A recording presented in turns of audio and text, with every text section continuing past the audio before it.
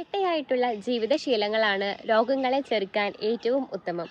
ഇന്നത്തെ ഈ വീഡിയോയിൽ നിത്യജീവിതത്തിൽ പാലിക്കേണ്ട ആയുർവേദ ചര്യകളെക്കുറിച്ച് നമുക്ക് സംസാരിക്കാം. ഞാൻ doctor Ashbu Jacob and welcome to my channel.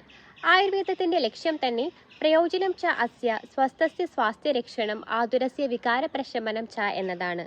അതായത് സ്വസ്ഥനായിട്ടിരിക്കുന്ന ഒരാൾക്ക് അസുഖം വരാതെ എന്തൊക്കെ കാര്യങ്ങൾ നിത്യജീവിതത്തിൽ പാലിക്കണം എന്ന് ആയുർവേദം വ്യക്തമായി പറയുന്നു. ഒരാൾ എണീക്കുമ്പോൾ മുതൽ കിടക്കുന്നത് വരെ ചെയ്യേണ്ട കാര്യങ്ങളാണ് ദിനചര്യയിൽ പറയുന്നത്. ദിനം എന്നാൽ ദിവസം എന്നർത്ഥം, ചര്യ എന്നാൽ ആക്ടിവിറ്റീസ്. ആയുസ്സും ആരോഗ്യവും നിലനിർത്താൻ ആയുർവേദ വിധി പ്രകാരം ബ്രാഹ്മമുഹൂർത്തത്തിൽ എണീക്കുക എന്നാണ് പറയുന്നത്. ബ്രാഹ്മമുഹൂർത്തം എന്നാൽ സൂര്യോദയത്തിന് 1-1.5 മണിക്കൂർ മുൻപ് എണീക്കുക. എഴുന്നേറ്റ ഉടനെ ഒരു ഗ്ലാസ് ചെറിയ ചൂടുവെള്ളം കുടിക്കുക. നമ്മുടെ ഡൈജഷൻ ഇംപ്രൂവ് ചെയ്യാനും മെറ്റബോളിസം കറക്റ്റ് ചെയ്യാനും ഇത് സഹായിക്കുന്നു. അതിനുശേഷം പല്ലുതേപ്പാണ്. ആയുർവേദത്തിൽ നിർദ്ദേശിച്ചിരിക്കുന്ന ചെറിയ മരങ്ങളുടെ കമ്പുകൾ, അതായത് ഉങ്ങ്, അർക്കം, നെഗ്രോധം തുടങ്ങിയ കമ്പുകളാണ് ഉപയോഗിക്കാൻ പറയുന്നത്. അത് വെച്ച് പല്ല് തേക്കുക. അതിനുശേഷം നമ്മൾ എള്ളെണ്ണ കവിളിൽ കൊള്ളുക. നമ്മൾ അതിനെ ഗണ്ടൂഷം എന്നാണ് പറയുന്നത്.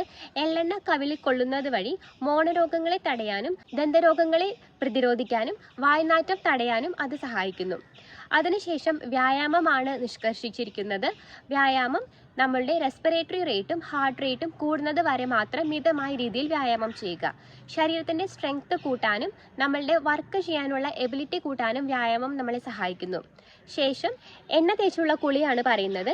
എണ്ണ തേക്കുമ്പോൾ ശിരസിലും ചെവിയിലും കാൽപാദത്തിലും നന്നായി എണ്ണ തേച്ചിട്ട് കുളിക്കുക. എണ്ണ തേച്ചുള്ള കുളി വഴി നമ്മൾ യൗവനത്തെ നിലനിർത്താനും ആരോഗ്യം സംരക്ഷിക്കാനും ബ്ലഡ് സർക്കുലേഷൻ കൂട്ടാനും ഇത് സഹായിക്കുന്നു. ശേഷം ആഹാരം കഴിക്കുക. 6 രസങ്ങൾ അടങ്ങിയ ആഹാരങ്ങൾ ഡയറ്റിൽ നന്നായി ഇൻക്ലൂഡ് ചെയ്യുക. മിനിമം 8 മണിക്കൂറെങ്കിലും നമ്മൾ രാത്രി കിടന്നുറങ്ങുക. രാത്രി 10 മണിക്ക് തന്നെ കിടന്നുറങ്ങാനും വേണ്ടി ശ്രദ്ധിക്കുക. ഈ ഒരു കാര്യങ്ങൾ നമ്മുടെ ലൈഫിൽ ഉടനീളം പാലിച്ചാൽ ഒരു പരിധി വരെ നമുക്ക് അസുഖങ്ങളില്ലാതെ മുൻപോട്ട് പോകും. കൂടുതൽ ആരോഗ്യ സംബന്ധമായ കാര്യങ്ങൾക്കായി ഈ ചാനൽ സബ്സ്ക്രൈബ് ചെയ്യുക.